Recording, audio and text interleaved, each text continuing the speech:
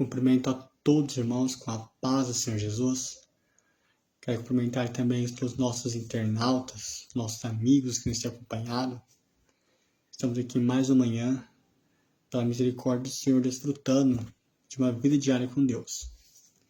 E hoje eu quero trazer uma meditação da palavra do Senhor, que se encontra na carta que o apóstolo Paulo escreve aos Romanos, capítulo 5, apenas o versículo 1, que a palavra do Senhor diz assim: Sendo, pois, justificados pela fé, temos paz com Deus por nosso Senhor Jesus Cristo. Amém? Glória a Deus, meus irmãos. Meus queridos irmãos e ouvintes, eu gostaria de conversar hoje a respeito do que é a fé em Deus. Para conversarmos sobre essa temática, gostaria de trazer um exemplo do que não seria ali uma fé salvífica em Cristo e uma fé salvífica em Cristo. Se nós formos ler ali o que é a fé, e nós analisarmos o texto que está em Hebreus, capítulo 11, no versículo 1, o escritor diz assim: Ora, a fé é o firme fundamento das coisas que se esperam e a prova das coisas que se não veem.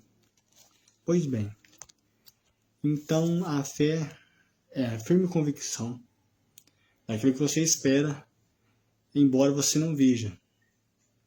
Nós, cristãos, esperamos o arrebatamento e esperamos o descido do reino de Cristo sobre a terra. Embora nós nunca tenhamos visto um arrebatamento, embora o reino do Senhor não tenha descido ainda na terra para governar, para aniquilar esse sistema corrupto, nós cremos e temos essa firme convicção. Estamos fundamentados nessa doutrina, que são dos pilares da fé cristã. Agora, para pautarmos o fenômeno da fé, precisamos entender que a fé é algo sobrenatural. Não existe nenhum teólogo, por mais que tenha uma formação acadêmica aprofundada, mas que tenha anos de campos de estudo, que consiga ali explicar ali a fé em sua essência. Porque a fé você não explica, você vive. É por isso que a fé é a fé em Cristo. Pois bem, se nós pudermos olhar esse texto, Paulo vai nos dizer que, sendo nós justificados pela fé, temos paz com Deus por nosso Senhor Jesus Cristo. Mas o que é a justificação pela fé? Se nós formos olhar no Antigo Testamento, a primeira demonstração ali de fé que foi imputado como justiça foi o momento em que Deus ele promete a Abraão que daria um filho a Abraão e que Abraão seria pai das nações, que seria pai de multidões. E a palavra do Senhor vai dizer que creu Abraão em Deus e isso lhe foi imputado por justiça. Nenhum ser humano nesse mundo é justo. Pois nós lermos em Isaías, a palavra do Senhor vai dizer que Deus procurou na terra algum justo, alguém que invocasse o nome do Senhor e não achou nenhum sequer.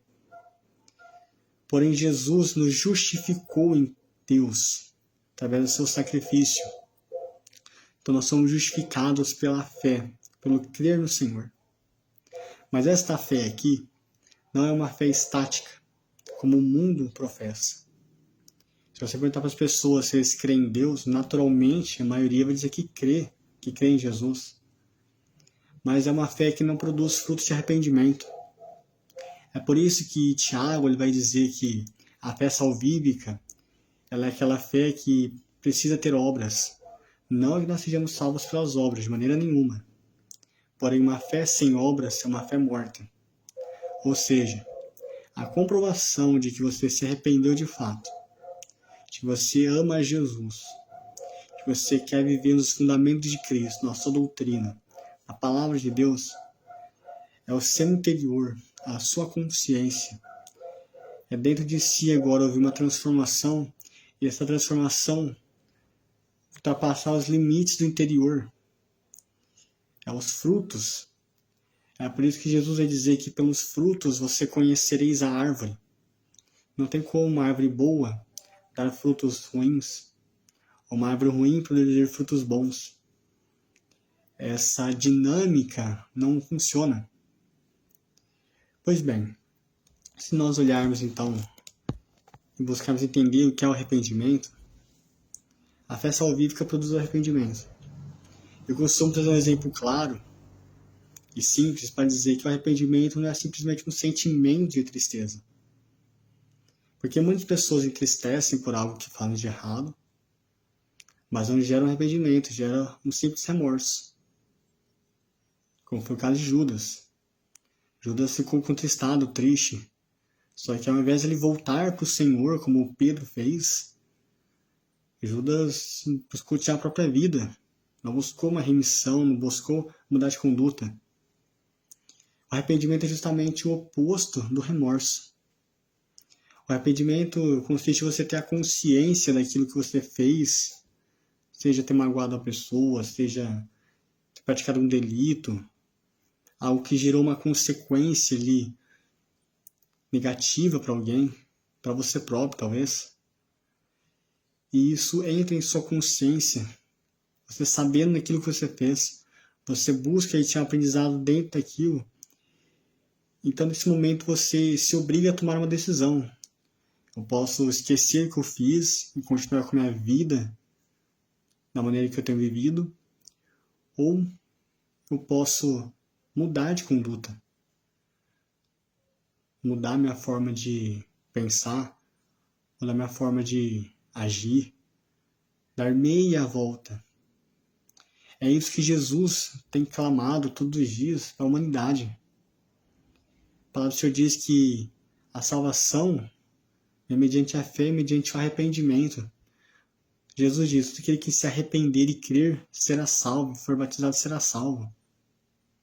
Muitas pessoas têm grande dificuldade, eu confesso que até eu mesmo tinha dificuldade em entender o arrependimento, porque às vezes as pessoas acham que o arrependimento é simplesmente um momento intenso, que você passa todo momento triste por aquilo que você fez, só que o arrependimento vai muito além disso. A prova de que a pessoa está arrependida é a mudança de conduta dela. A prova de que a pessoa está salva em Cristo é uma mudança de conduta, mas não é algo que a pessoa mascara ou mostra simplesmente exteriormente. Porque o Espírito Santo é que nos convence do arrependimento, do pecado, da justiça e do juízo. Então, quando você agora peca contra o Senhor, você automaticamente, sua mente, o Espírito Santo toca você, falando, aquilo foi um pecado. E você fala, meu Deus, eu fiz isso. Você vai diante do Senhor, confessa a Deus seu pecado, arrepende e muda de conduta. Provérbios, capítulo 28, vai dizer, aquele que encobre as suas transgressões jamais prosperará. Mas aquele que as confessa e deixa alcançará misericórdia, ou seja, confessar e deixar. Muitas pessoas têm até confessado seus delitos, mas não deixam. Muitas pessoas do mundo hoje reconhecem que estão fazendo errado, que muitas vezes agem contra a palavra de Deus, mas continuam agindo, não muda de conduta. Sabe por quê? Porque é só o Espírito Santo que pode transformar. E para o Espírito Santo transformar, é preciso ter liberdade. Essa palavra tem falado muito comigo. Podemos passar horas aqui debruçando sobre esse único versículo, tão profundo que é a palavra de Deus. Mas nosso tempo é curto. Eu quero agradecer a oportunidade, desejar um bom dia a todos, que o Senhor nos abençoe e que o Espírito Santo possa melhor falar no seu coração através dessa palavra. Amém.